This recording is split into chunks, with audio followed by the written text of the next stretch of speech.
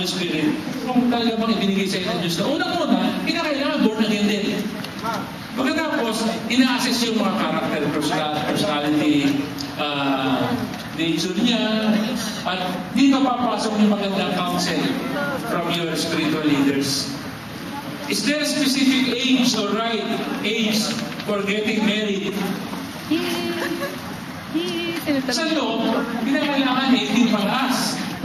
Pero, alam naman natin, katulad din, babalikan natin yung sinabi ko sa inyo kanina. So long as you know that you're emotionally and financially capable, mature, pwede na yun.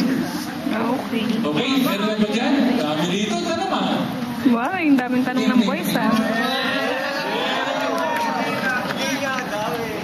Ayan. Pwede po bang sagutin si Mahal?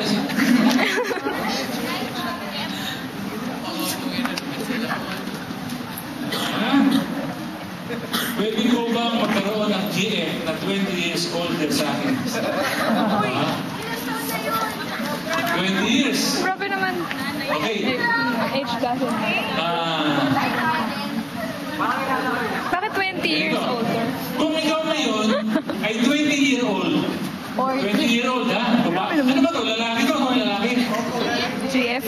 Yung girlfriend ay 20-year-older. Ito, pakinig kayo. Kung ngayon ikaw ay 20-year-old at yung girlfriend mo ay 40-year-old, exciting yun. Kasi 40, yung 40-year-old ko ba ay ano ba yan? Talagang kahit na 16, 18, 20, masarap kasama yung mga gano'n 40, 45. Kaya lang, imagine mo katulad, ikaw yung 40, ikaw yung 20-year-old ngayon.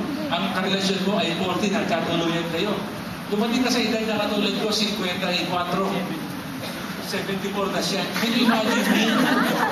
74 yung aking kasama. Kung ikaw ako, hindi mo ikakahiya yun? Baka, sige, muna ka na sa church, susunod na lang ako. Imagine yourself. Kasi yung ganito isipan 20, 40 sa bata. Pero pag nag-edad ka na ng 40, ikakahiya mo na yung asawa mo na 60. Ikaw 40 na lang. Okay?